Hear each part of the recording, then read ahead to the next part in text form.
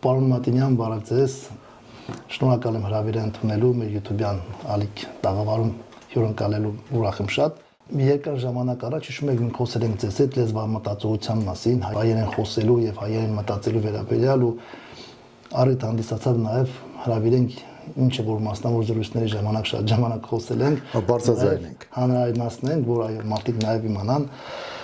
քան որ մարդիկ կան, որ իրենց հետ խոսելուց պետք է նաեւ հանրայնացնել, շատ հետաքրքիր է լինելու եւ որ մարդիկ նաեւ կարողանան կարծիք կազմեն ձեր խոսքը լսելով նաեւ, քան որ դուք լինելով բանասեր, շատ ավելի հետաքրքիր մոտեցումներ ունեք,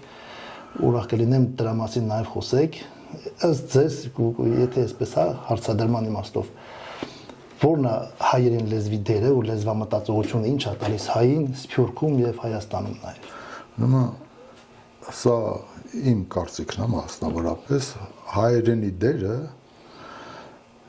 անգնահատելի է հայ ժողովրդի հայի պահպանման հարցում անգնահատելի է։ Մենք հայերեն գիր ունենք Այսինքն հիշում ենք, որ ունենք 5-րդ դարից Մաշտոցյան գրերից։ Մաշտոցի ստեղծած ժամանակվանից հայերենն է, որ մեզ պահել է։ Հայերենն է, որ թույլ չի տվել մենք ձուլվենք։ Հայերենի կռիվ ենք տվել։ Գիտես, ոչ բարի ուղիղ իմաստով կռիվ ասելով, բայց մեր լեզուն է, որ մեզ պահել է մինչև հիմա։ Սփյուռքում, այսօր գտնվում ենք Սփյուռքում, ցավոք, ցավում եմ, իրոք ցավոք գտնվում ենք Սփյուռքում, բայց Սփյուռքում հայապահպանության խնդիրը նույնպես առաջնային խնդիր է։ Մանավանդ եղեռնից հետո չեմ ուզում անուններ տամ, բայց ավանդական կուսակցությունները կամ կուսակցություններից մեկը ամեն ինչ արեց, որպեսզի Սփյուռքի հայերը սովորեին նոր սերունդը, եկող նոր սերունդը, որ կարող էր հայերեն իմանալ հայերեն։ Հետո արդեն սովետական միության քանդվելուց հետո արդեն Հայաստանն էր սնուցում հայերով Սփյուռքին լեզուն պահպանելու գործում։ Ես ցավով կարող եմ ասել, իրոք հիմա էլ եմ ցավով ասում, որ շատ հաղորդումներ, շատ հաղորդավարներ, շատ դերասաններ խոսում են հայերեն, օգտագործում են հայերեն բառեր, որոնք մեղմ ասած հայերեն չեն։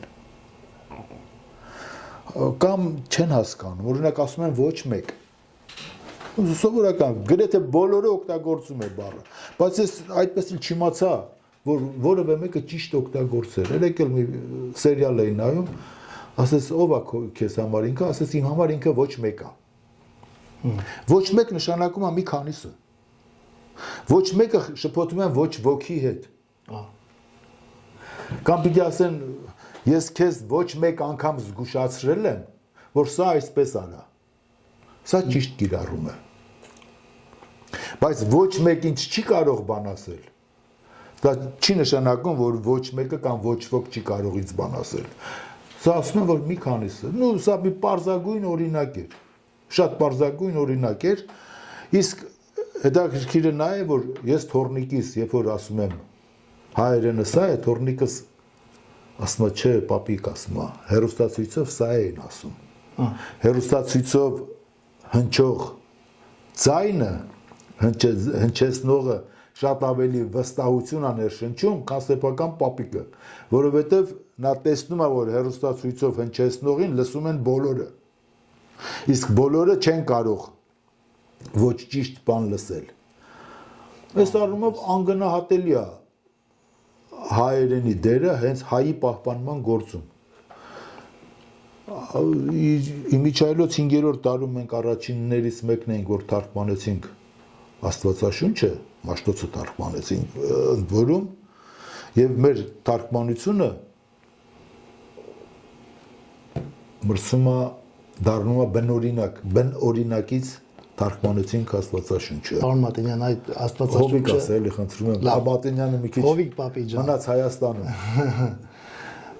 Աստվածաշունչը թարգմանելու հետ կապված մի հատ տիպիկ օրինակ կար, որ Ջորջ Բայրոնը, հա, անգլիացի գրող, որ ասել է հայերենը դա Աստծո հետ խոսելու միակ լեզուն է, ու այդ առումով ոնց կմեկնաբանեիք ձեզ։ Լորդ Բայրոնը Մխիթարյան միաբանությունում բնակվել է։ Այն եզակի արտասահմանյան գործիչներից է, գրողներից է, որը գիտեր հայերեն, տիրապետում էր հայերենին։ Բայրոնը ինքը եկավ զենք վերցրեց եւ կռվեց թուրքերի դեմ։ Ֆիզիկապես կռվեց թուրքերի դեմ։ Նա լավ գիտեր պատմություն եւ ասում էր այո։ Մխիթարյան միաբանությունում ընկերացավ հայր Հարությունի հետ, եթե չեմ սխալվում, եւ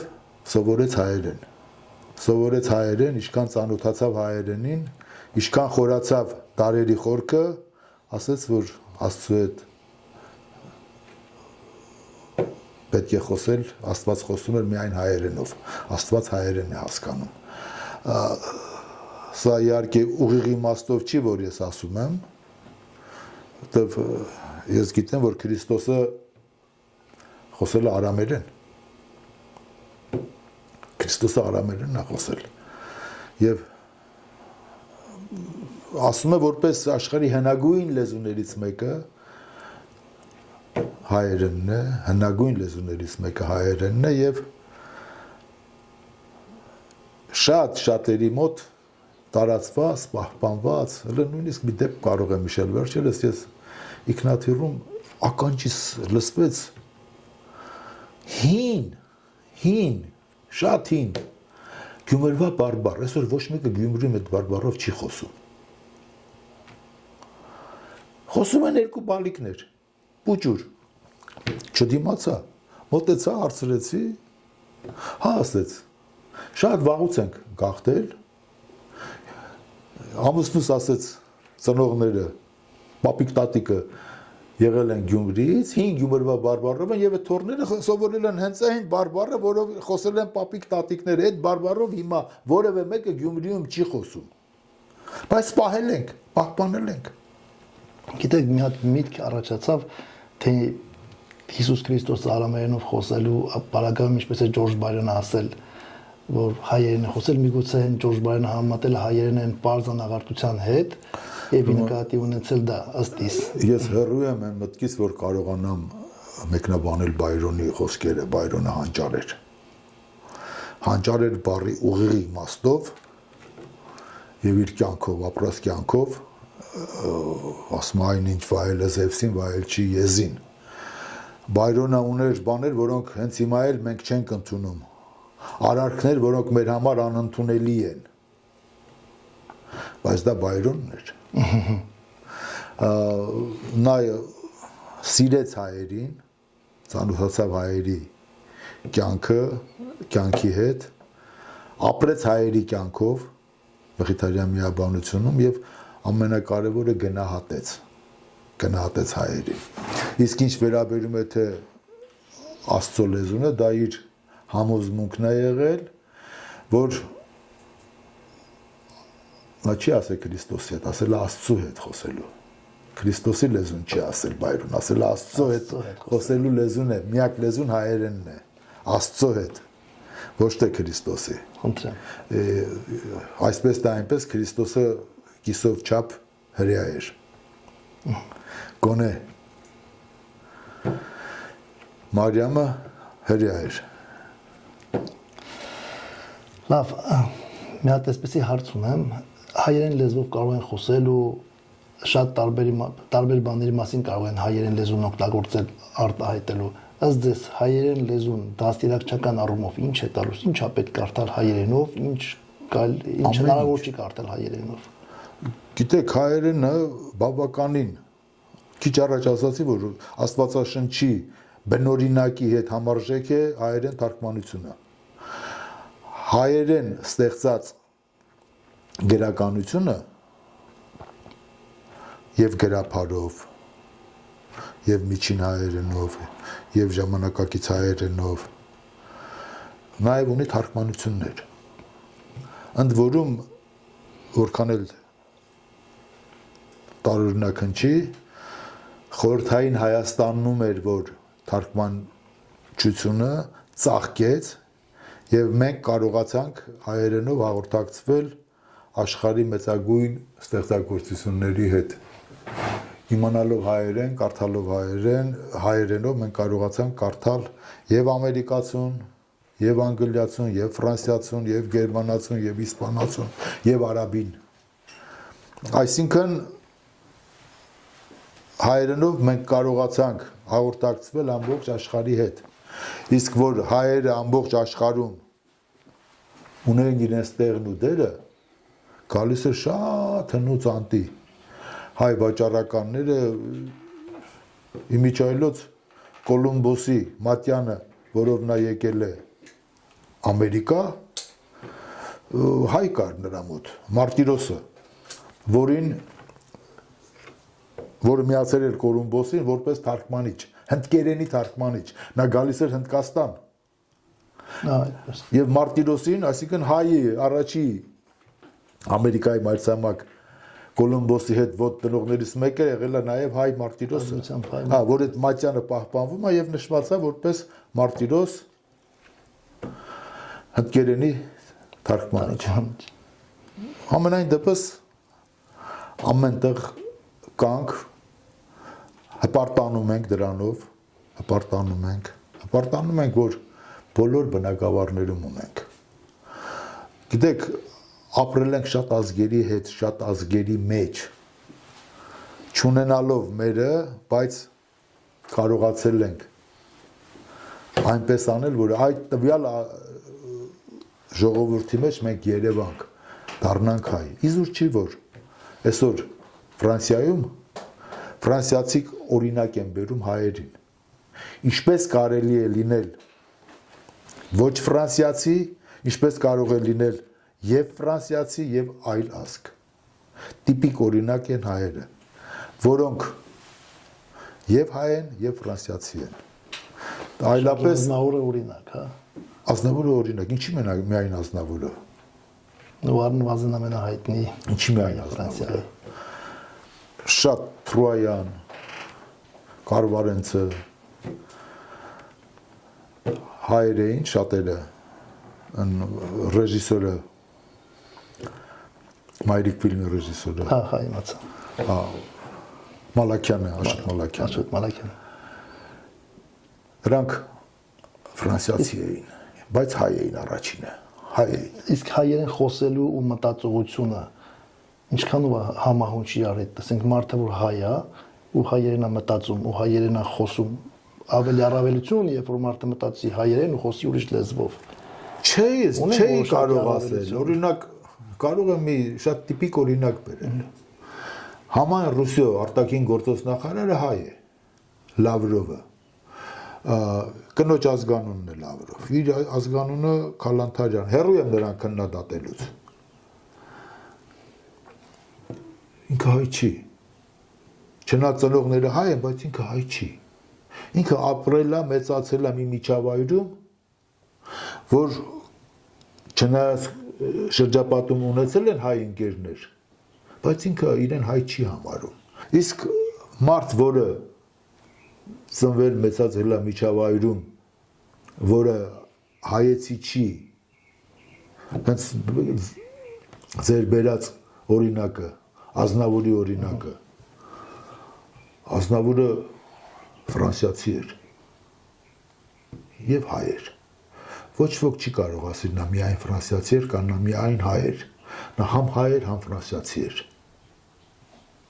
Եվ ոչ միայն Ազնավուրը։ Միջավայրը դրան նպաստեց, թե մարդը ուզեց, թե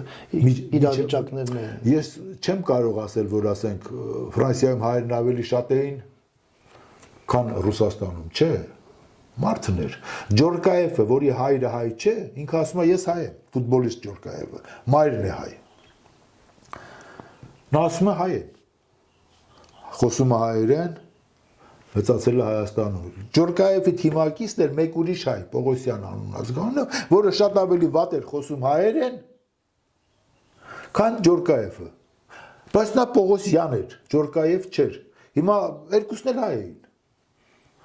Ջորկաևի մոր լեզուն էր հայերեն, կամ iPhone-ի հեղինակը սովորել էր մեծացել էր հայ ընտանիքում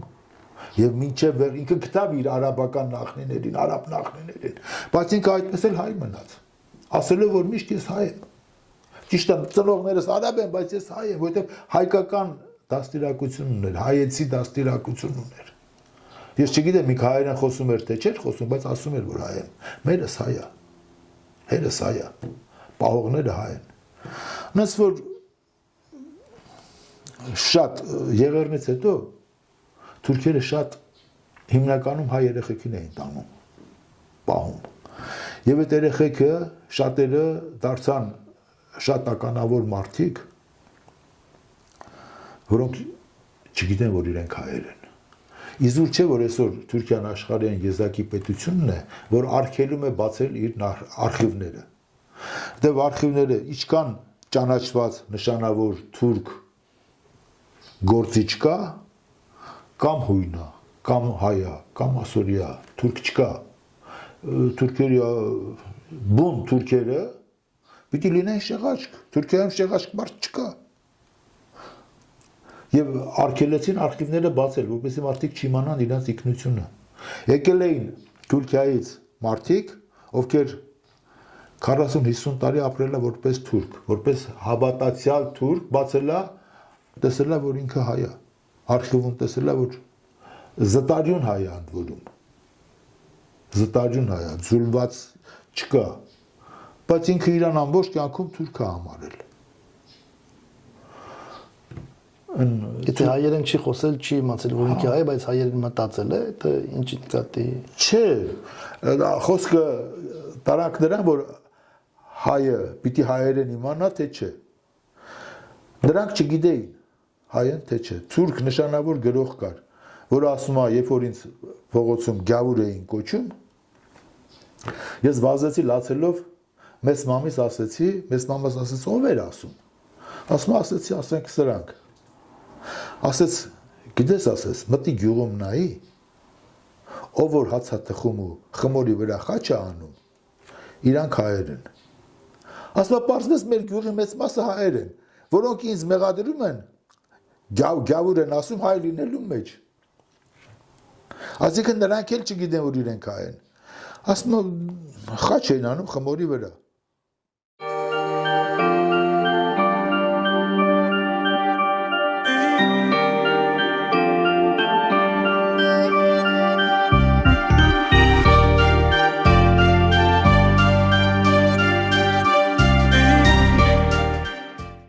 Կուզենայի ձեր մեկնաբանությունը նաև անեք էպոսների մասով, երբ որ խոսքը գնում է հայերեն լեզվի մասին ու կրթության մասին, հայերեն լեզուն որպես կրթությունը ինչով պետք է հայ ազգը, մասնավորապես Սփյուռքում, կրթվի։ Մենակ հայերեն խոսալը բավարար է, հայերեն խոսալով պետք է ինչով։ Չէ, հայերեն խոսելը կարևոր նախապայման է, ամենակարևոր նախապայմանն է, բայց կարդալն է պետք, ինչ վերաբերում է էպոսին, էպոսը հավաքական տվյալ ժողովրդի իղձերի, ցանկությունների հավաքական էպոսի հերոսները կերպարներ են։ Էպոսները մարդկանց կողմից չեն գրվել, մարդկանց կողմից վերաշարադրվել են։ Բերնաբերան անցել։ Այո, օրինակ պարսիկների էպոսը ոչ թե Ֆիրդուսին է գրել, այլ Ֆիրդուսին հավաքել ներկայացրել է։ Հայերի էպոսը ոչ թե գրի առել Գարեգին Սրվանձտյանը, մշակել է Մանուկ Աբեղյանը, բայց էպոսը պատմել են հիմնականում գրել կարդալ չիմացող մարդիկ, որոնք բերնեբերան, փոխանցելով, սերնդեսերունդ եկել են։ Իսկ հայկական էպոսի բուն գործողությունները Ծավալվել են, եթե բնական է հիշում եք, արաբական իշխանության տարիներն, իսկ արաբները իշխել են, չէ՞ որ մսրամելիքներ, մելիքը գնաց հասավ Բաղդադ, Մսր հասավ, սա արաբական դարաշրջանն է, իսկ բուն, որ հետ ես գնում, շատ ավելի հին է գալիս մեր էպոսը, չէ՞ որ ծովինարը հղիացավ ջրից, ջուր խմեց, մի լիաբուր ջուր սանասարը ծնվեց և մի կիսատ բուր ջուր Բաղդասարը եղավ։ Այսինքն, դա դեռ գալիս է հին ջրի պաշտամունքի ժամանակներից։ Մեր էպոսի հիմքը ինչքան, որ խորանաս, այնքան կխորանա։ Դու աշխարհի ամենահին էպոսը մոտավորապես մեր թվարկությունից առաջ 3-րդ հազարամյակ է գնում։ Գիլգամիշն է, որը հասել է մեզ աքադերենով, բայց շումերները ասում են, որ իրենց էպոսն է։ Նո, շումերները չեն ասում։ Շումերերեն էլ տարբերակներ կան, սեպագիր քարե տախտակներով եւ որքան էլ տարօրինակ է, վերջին օրինակները Իրաքի թանգարանի աշխատակիցները գնել էին ավազակներից, որոնք չգիտեին, թե ինչ գանձ ունեն իրենց մոտ, ծախել են, վաճառել էին, բայց նույն այդ Գիլգամիշի տարբերակներից էին։ Էպոսների հիմքում ընկած է տվյալ ժողովրդի էպիկական քնարական, էպիկական ստեղծագործություն է էպոսը։ Կարող ենք էպոսների հիմքում մանգալ ավանդույթ, արժեքներ, ամեն ինչ, ապրել էպոսներով, օրինակ վերցնել էպոսներից, թե ամեն ինչ կարելի է մանգալ էպոսի մեջ, ամեն ինչ, քո ինքնությունը, քո նաև ինչու՞ չէ ապագայի տեսլականը, չէ՞ որ էպոսները մեր էպոսի հերոսը չի մահանում։ Վերջանում է էպոսը փոքր մեհերի ագրավու քարում փակվելուց, որը ասում է ես դուրս կգամ, երբ որ աշխարհում տիրի արդարություն։ Ինքը սպասում է, որ արդարություն Հա, արդար, երբ որ ցորենը կլինի Կարին կլինի այսքան, ցորենը կլինի այսքան, այսքան, հա, նոր այդ ժամանակ ես դուրս կգամ։ Այսինքն վերջը չկա։ Անավարտա, շարունակելի է։ Եվ այդպես է բոլոր ժողովուրդների մոտ։ Բոլոր էպոսների մոտ վերջը չես տեսնում։ Էպոսի հիմքում ընկած է լինում վերջ չկա, որովհետև այդ ազգը շարունակում է ապրել։ Հենց առաջի էպոսը, չէ, ազգը չի ապրում։ Հիմա Գիլգամիշի ոչ աքադները կան, ոչ շումերները կան, բայց իր էպոսն էլ չի վերջանում։ Էպոսը կա։ Էպոսի հերոսը պայքարում էր, ուզում փնտրում էր անմահություն։ Փնտրեց անմահություն եւ չգտավ։ Ինքը կիսաստված էր, շատ հզոր մարդ էր, Գիլգամիշը ընկեր ուներ, Հենդուկին, եթե չեմ սխալվում, այդ ընկերներ սարքվել էր կավից, սարքել էին, որպեսզի Գիլգամիշին հաղթի, կռվում տեսան, որ իրար չեն հաղթում, ընկերացան իրար հետ, հիմա Գիլգամիշի ժամանակը չի, բայց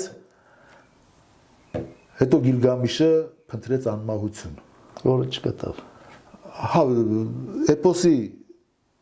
Աստվածաշունչը հրյաների էպոսն է։ Հոգու անմահություն են փնտրում մարդիկ։ Ամենատարածվածը հրյաների էպոսը Աստվածաշունչն է։ Իրանց իղձերը ցանկությունները դարձյալ էլի չի վերջանում։ Իսկ մեր բոլոր Սասունցի Դավիթ էպոսը ինչ կարող է տալ մարդկանց։ Ամեն ինչ կա էպոսում մեր, ամեն ինչ։ Սկսած մեր ժողովրդի են ամենալավ հատկություններից, հյուրասիրությունից, միամտությունից սկսած։ Դες Դավիթը նաև միամիտ էր։ Որ մելիքը փորձում է Դավիթին, բերում են միտեղ ոսկի են դնում, մյուս տեղը կրակ են դնում։ Ասում է ինքը ուզում էր ոսկին վերցնել, բայց հրեշտակը վերցրեց ձեռքը տարավ կրակին։ Կրակը վառեց, տարավ բերանը, լեզուն վառեց, դրա համար էլ ասեցին նաև Թլոր Դավիթ։ Ամեն ինչ կա մեր էպոսում։ Եվ այլասիրություն, էպոսի հերոսների կանայք համենայն դեպս այն շրջապատի չէին, որոնցում ծնվել մեծացել էին մեր հերոսները։ Օրինակ Դավիթի հերը, մեծ մհերը, եթե հիշում եք էպոսի մեջ կապնվում է Մսրամելիքի կնոջ Իսմիլ Խաթունի հետ, ունենում է Մսրամելիք կրսերին, հետո պահում է, հետո սա գլխի անգնում, գալիս է իր կինը Արմաղանը, քանի որ երթվել էր, որ մհերին ներս չի թողելու, իմանալով, որ երթմնազանց է լինում, թողում է իր մոտ և Դավիթի ծնվելուց երկուսն էլ մահանում են։ Այսինքն գենը շարունակելու համար զոհում են իրենց։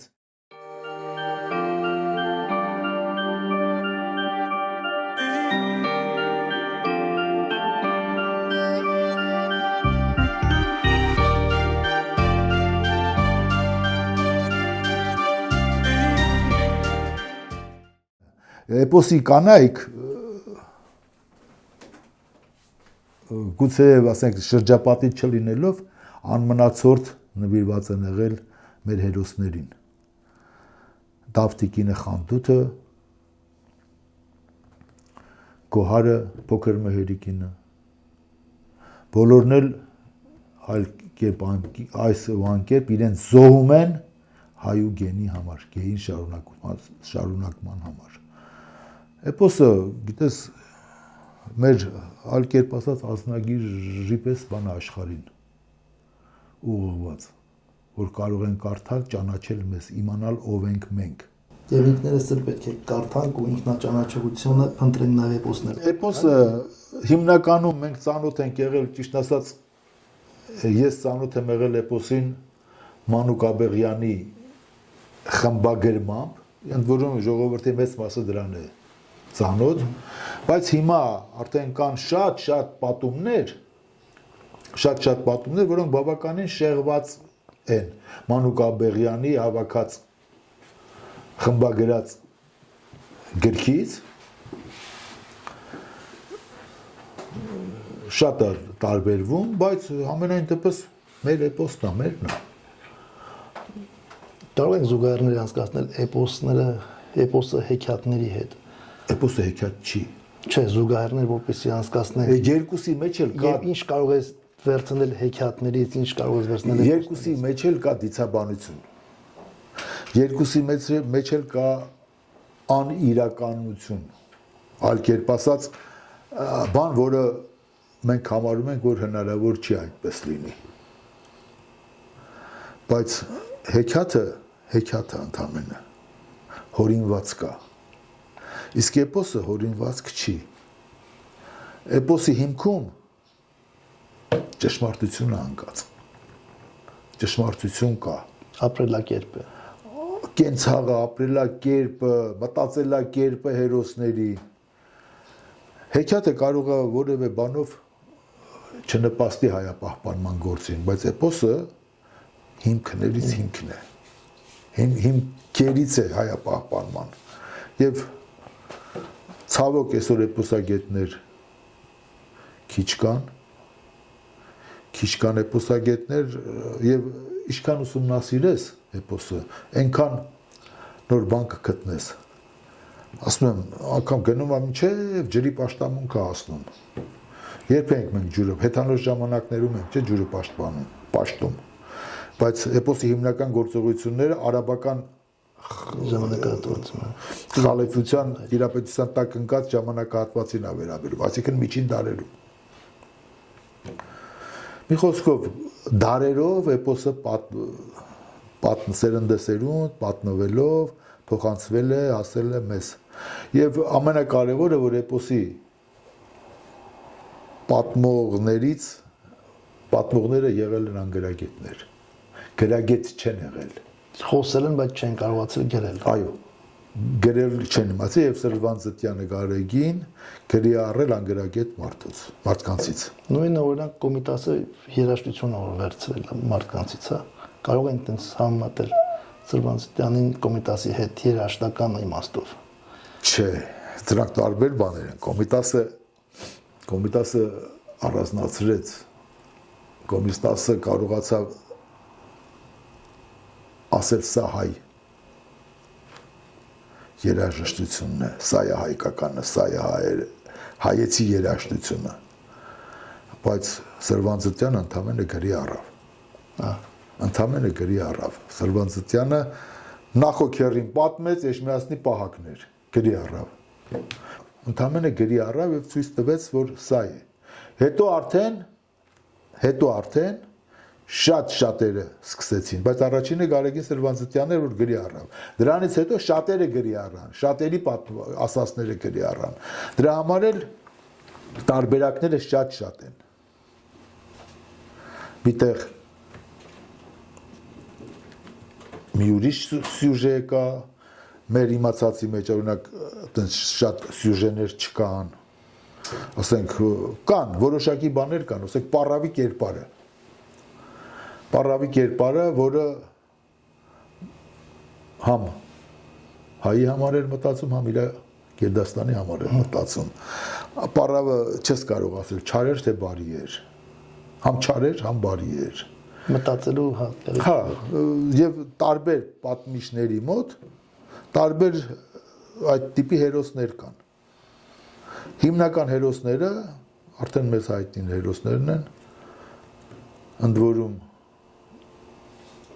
երկար չապրած հերոսներն են, իսկ երկար ապրածներն են քեռիները, քեռի Թորոսը ապրած կամերը բոլոր հերոսների մոտ։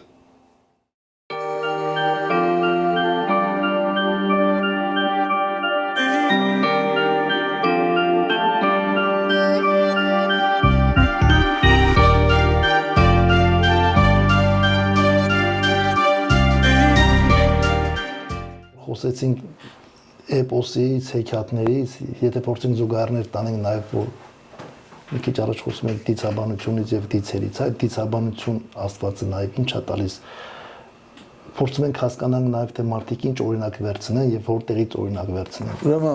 որն ավելի օրինակ է։ Սա իմ կարծիքն է և կարծում եմ ոչ միայն իմ կարծիքն է, այլ դիցերին ստեղծել են մարդիկ, ստեղծել են իրենց ցանկությունների համապատասխան, իրենց պատկերացումների և ցանկությունների համապատասխան։ Մենք ունենք աստվածություններ, հին դիցաբանական աստվածություններ, վահագներ, աստղիկներ, նանեներ, տիրներ, անահիտներ, որոնք հիմնականում մեր ցանկությունների և պատկերացումների մարմնացումն էին, ինչպես նաև ասենք նմանություններ նաև հունական աստվածներին և շատ ժողովուրդներ ունեն, որ քրիստոնեության գալուց հետո ախր բացի դրանից բոլոր էպոսների մեջ Գիլգամեշում խոսում է ջրհեղեղի մասին, հասկանում ես, որը պիտի որ ավելի վաղ ջրհեղեղը ավելի ուշ է եղել, քան Գիլգամեշն է եղել, բայց խոսում են ջրհեղեղի մասին։ Այսօր ջրհեղեղի մասին խոսում են Ավստրալիայի, Պապուա Գվինեայի բնիկները, առասպելներ ունեն ջրհեղեղի մասին, որոնք երբևէ իրենց տնից դուրս չեն եկել։ Գուցեև ինչ-որ ընդհանուր բան կա, գուցեև Բաբելոնյան աշտարակաշինության հիմքում ճշմարտություն է ընկած, որ Աստված խառնեց բոլորի լեզուները, որպեսզի իրար չհասկանան և իր դեմ դուրս չգան։ Գուցեև ես չեմ կարող ասել հաստատ կա կամ չկա, բայց քրիստոնեության ընդունումից հետո գենետիկ հիշողությունով եկած է, քրիստոնեությունը բավականին ինչքանով է մենք ունեցել ենք, չէ, դիցերը, հետո եկել է քրիստոնեությունը լրիվ ոչնչացրեց, եղածը լրիվ ոչնչացրեց, սկզբնական շրջանում քրիստոնյաները այդքան բարի չէին։ Նրանք քարոզում էին իրենց կրոնը եւ ոչնչացնում էին, որոնք համարում էին, որ եթե քրիստոնեական չի, ուրեմն մեզ պետք չի։ Եվ բայց կային բաներ, որոնք մինչև այսօր հասել են մեզ, օրինակ Վարդավառը։ Ոչինչ չկա քրիստոնեական, իրար վրա ջուր լցնելը։ Բայց քանի որ մատաղանելը, Հա, քանի որ զոհելը, կենթանի զոհելը, մատաղանելը, մինչև հիմա կա, բայց քանի որ ժողովրդի մեծ մասը գնում էր դրա հետևից, քրիստոնյաները որոշեցին վարդավառը դարձնել քայերը իրենց տաղավար տոներից մեկը սարքեցին, այդպես էլ Քրիսմասը ընդունեցին դեկտեմբերի 25-ին եւ Քրիստոսի ծնունդը տեղափոխեցին դեկտեմբերի 25-ը, որովհետեւ դեկտեմբերի 25-ին այլ տոներ, որի մասին բոլորը մոռացան, բայց տոնում էին անընդհատ, որպեսզի հիշեն Քրիստոսին, անընդհատ ասին Քրիստոսը հետորն է ծնվել։ Իսկ Քրիստոսը ծնվել է հունվարին։ Ըստ հայ առաքելական եկեղեցու հունվարի 6-ին։ Ավելին մեր կաթողիկոսը համաձայնվեց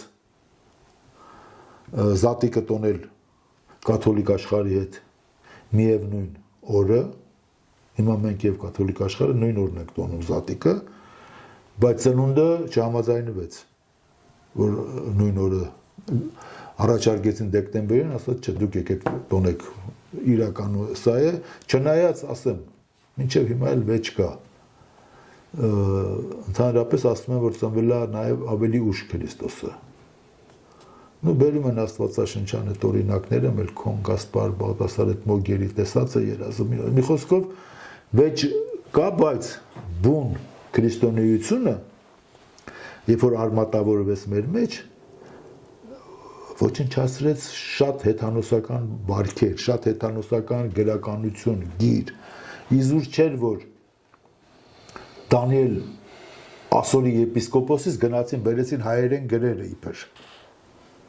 Եվ Մաշտոցը հավաքեց աշակերտների, փորձեց սովորացնել դանիելյան գրերով։ Դանիելյան գրերը հայերեն գրեր էին, որը պահպանվել էր Դանիել Ասորի եպիսկոպոսի մոտ։ Հետո տեսավ, որ դա քիչ է։ Հետո տեսավ իր հռչակավոր երազը եւ իր հանճարի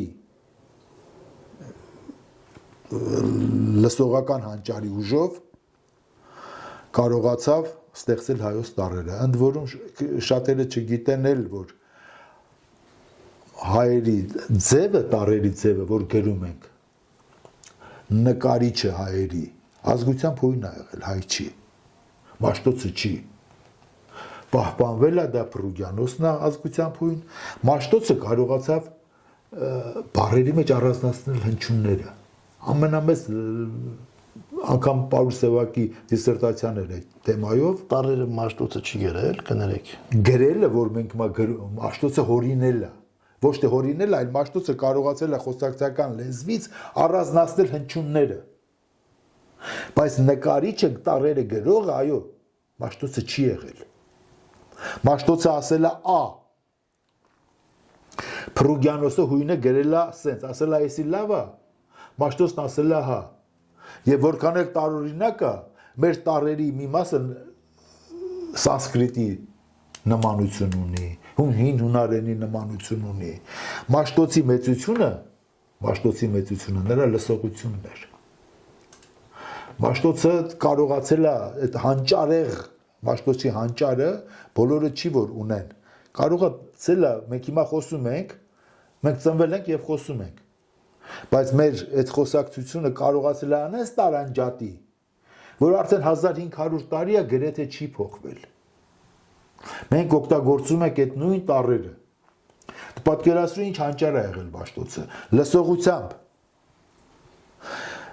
Պաուլ Սևակի իմիջի այլոց դիսերտացիան առաջարկեցին միանգամից Սևակին շնորհել դոկտորի կոչման, առանց տեխնացիություն պաշտպանելու Մաշտոցի վերաբերյալ էր։ Մեսրոպ Մաշտոցի վերաբերյալ էր։ Եվ հենց Պարույրը ասաց, որ ժողովուրդ, մենք Մաշտոցին մեր ամենամեծ կոմպոզիտորն էր, այլ կերպ ասած, մեր ամենամեծ կոմպոզիտորն էր, որը կարողանում էր հնչյուն առանձնացնել, բառի մեջ տարբերակել հնչյունները, ոչ բոլորին է դա, ընդ որում այնպես տարբերակել, այնպեսի ճշգրտությամբ, որ 1500 տարի դրանով գնում են եւ չի փոխվել ոչինչ։ Հենց դա ասում են Աստծո Սուրբ Մեսրոպ Մաշտոց, Աստծո կողմից տրված շնորհ էր։ Միջալոց Մաշտոցը ոչ միայն հայերի այբուբենն է ստեղծել։ Մաշտոցի ստեղծած այբուբենով նաև 5-ից 600 տարի վրացիներն են։ Հետո փոխեցին իրենց այբուբենը։ Հետո փոխեցին այժմյան այբուբենը վրացիների Մաշտոցի ստեղծածը չի, բայց ոդ 600 տարի Ես խոսք կա, որ ասում են Մաշտոցը հաց ուտելու ժամանակ անեկդոտա ասել ասա այլ ձեզ։ Չէ, հիմիկվա գրերն են այդպեսին, բայց 500-600 տարի վրացիք օգտագործել է Մաշտոցի ստեղծած առաջնորդներն այբուբենով։ Մի անգամ այդ մասնավոր հանդիպման ժամանակ Եթովպիացի մարդ կար, ինքը ցույց տվեց իրենց այբուբենը, ես այդ ժամանակ առաջ անգամ տեսա, որ ինչքան նմանություն կա հայկական այբուբենը եթովպիական այբուբենի հետ։ Ուրեմն Եթովպիայի հետ Որտեղ է Հայաստանը, որտեղ Եթովպիան։ Եթովպիայի հետ հայերը առանձնակի կապեր ունեն։ Եթովպիայի, եթե չեմ սխալվում, սուլթանը հայ որբերի վերցրեց, մեծականակ որբերի, որդե գրեց։ Դրանք մեծանալով ծաղկեցրին նաև Եթովպիան։ Եթովպիայի հավատը բացարձակ մեր հավատից է։ Բացարձակ մեր հավատն է եթովպացիների հավատը, մեր հայ առաքելական եկեղեցու հետնորդներն են։ Բացարձակ։ Դրանով էլ բացատրվում է, որ տարածությունը ժամանակները հայերի հետ շփումներն են։ Հայերի հետ շփումներն են։ Իմ կարծիքն է հայերի հետ շփումները։ Եվրոպացի հավատը քանի որ նույնն է եղել ճիշտ հայ առաքելական եկեղեցու հետնորդներ են, ընդ որում առաքելական են, գիտեք, որ առաքյալներն են տարածել Բարթողեմեոսը եւ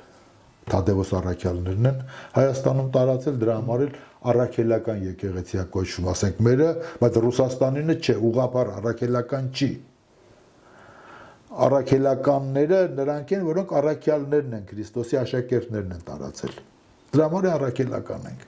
Ուղարկել է տարածելու քրիստոնեությունը եւ առաջինն են եղել ի պատիվ մեզ, որ քրիստոնեությունը ընդունել են որպես պետական պաշտոնական կրոն, պետական պաշտոնական կրոն։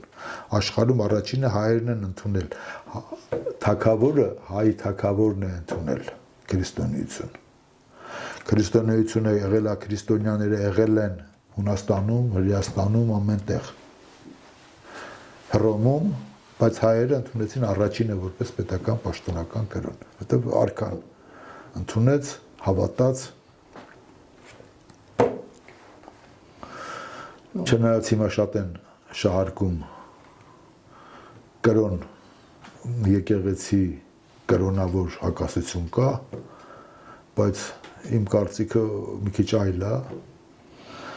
գրող կար Մուշեղ Իշխանը, ասում էր եկեղեցին հայկական տունն է ամեն հայության, բոլորիս տունն է։ Եկեղեցին իմ համար եկեղեցականը չի, եկեղեցին է։ Եկեղեցին անգնահատելի դեր է կատարել հայապահպանման գործում, անգնահատելի։ Եկեղեցին ու ընձին ձիավորը շփոթենք, այլ կերպ ասած։ Որքան էլ տարօրինակ է, արաբները ֆինանսավորում են հայերեն եկեղեցի սարքելու։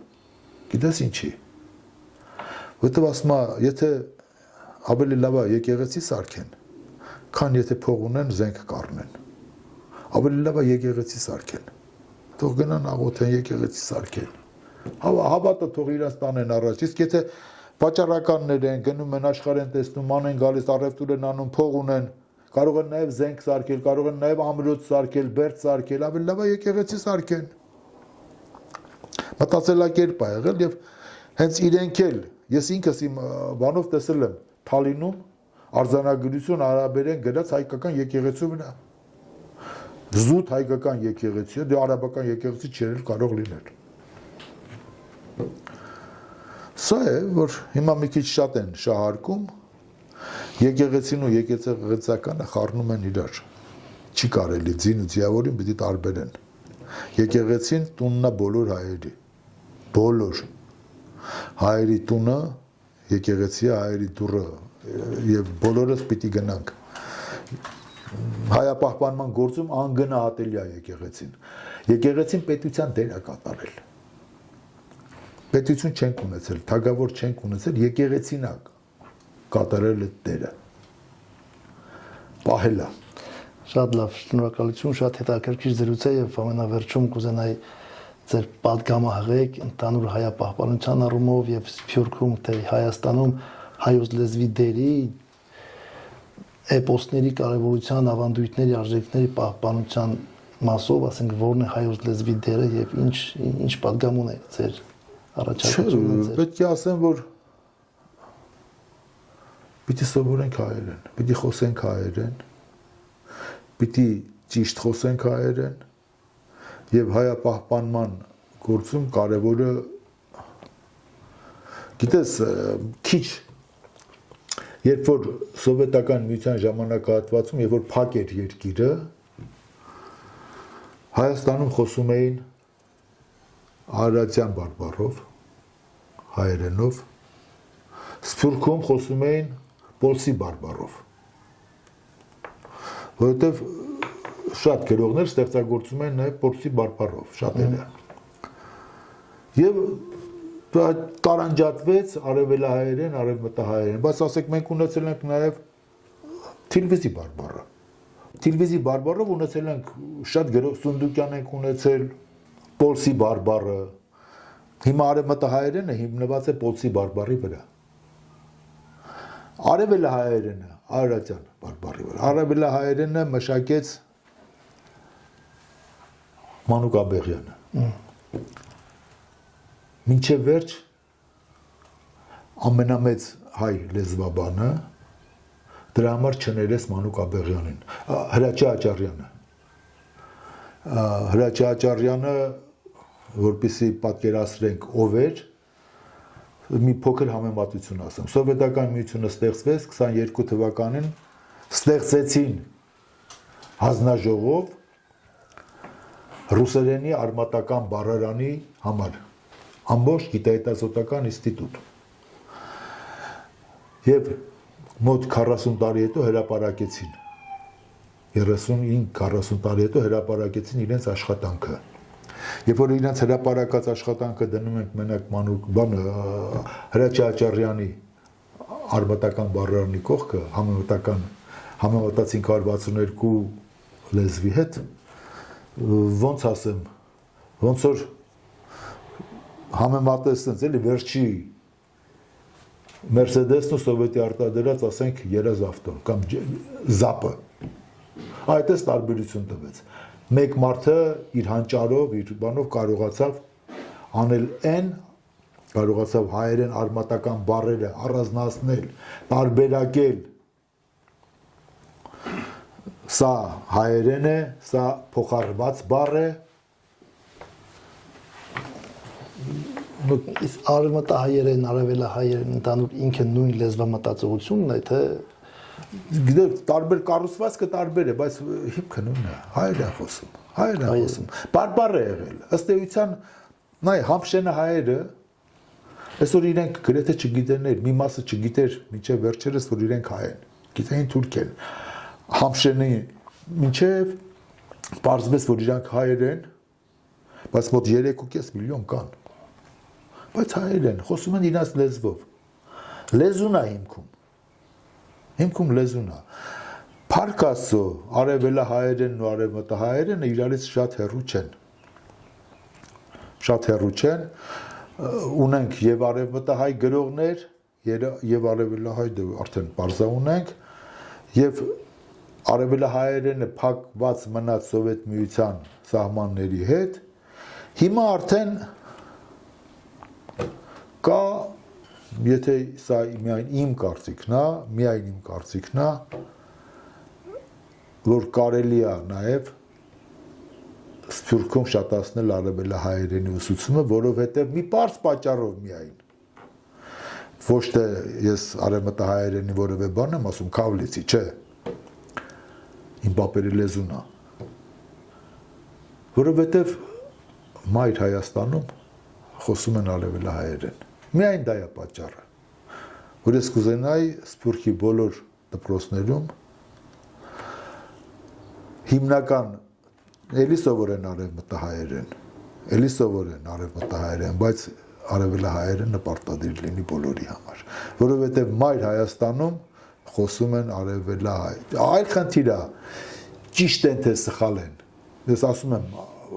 Մանուկաբեղյանին Աճարյանը ամենամեծ հայ լեզվաբանը չներեց, ասելով, որ հայերենը այդպես աղավաղելու համար, իր համար աղավաղելու համար Աստծո առաջ ինչ պատասխան ես տալու։ Կների քեզ Աստված, որ դու աղավաղեցիր հայերենը տես։ Իսկ քանի որ մայր Հայաստանի լեզուն է խոսակցական, իսկ Հայաստանը բոլորիս հայրենիքն է, բոլորիս սրտի հայրենիքն է։ Այս նայում եմ քո վերնաշապիկին անմոռուկն է, իմ վրա Հայաստանի կերպն է։ Բոլորիս հայրենիքն է, անկախ նրանից դու ծնվել ես Սփյուռքում, թե ծնվել ես Հայաստանում, բայց քանի որ մայր Հայաստանը այնտեղ լեզուն պիտի իմանանք բոլորը, իմ կարծիքն է սա, իմ կարծիքն է։ Գուցեև ես սխալ եմ, գուցեև ճիշտ չեմ, ասում եմ պետք է սովորեն, իմ կարծիքով մենք ունենք հրաշալի գրականություն, գիր գրականություն ունենք արևմտահայերենով, ու արևմտահայերենը առանձին լեզու չասեմ էլի, Բոլսի բարբառով, բայց ասենք Վրաստանի բարբառով ունենք Հովնատան, ունենք Սնդուկյան, հանճարեղ մարդիկ են, բայց հիմա էլ Վրաստանի բարբառով որևէ մեկը չի գրում ու սովորում։ Վրաստանում հայկական դպրոցը Հայաստանի օգտագործած հայերենն է։ Քանի որ Սփյուռքում էլ պետքա իմ կարծիքով բոլորը արևելահայերեն, այսինքն այն լեզվով խոսեն, որով խոսում են մայր Հայաստանում։ Ես չեմ ասում, ճիշտ ու սխալ չեմ ասում։ Ես կարամ մի հարյուրավոր օրինակ բերել, որ արևմտահայերենն է ավելի ճիշտ, քան արևելահայերենը, բայց արևելահայերենի առավելությունը նա է, որ նա մայր Հայաստանում են խոսում։ Մեր բոլորիս մայր Հայաստանն է նա, անկախ դրանից, թե մենք Սփյուռքի որ մասում ենք ապրում։ Շատ լավ, շնորհակալություն շատ հետաքրքիր ուսուցողական զրույցի համար։ Կհանդիպենք, հուսով եմ դեռ շատ թեմաներ ունենք խոսելու միասին, լավ եղեք։ Հուսով եմ,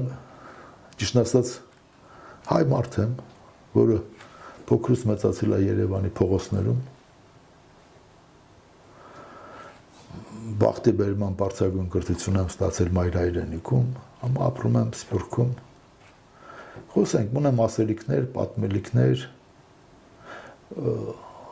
գործի բերումով շփվել եմ շատ մարդկանց հետ, անպատմելի շատ։ Տարբեր բնակավարներ եմ աշխատել եւ շատերի հետ եմ շփվել։ Մեծ հաճույքով, շնորհակալություն։ Ես էլ հաճույքով կգամ, լավ եղեք, կհանդիպենք։ Շնորհակալ եմ ես էլ աշճեմ քեզ, շնորհակալ եմ հրավիրելու համար, շնորհակալ եմ արժևորելու համար։ Ձեզ եմ շնորհակալ։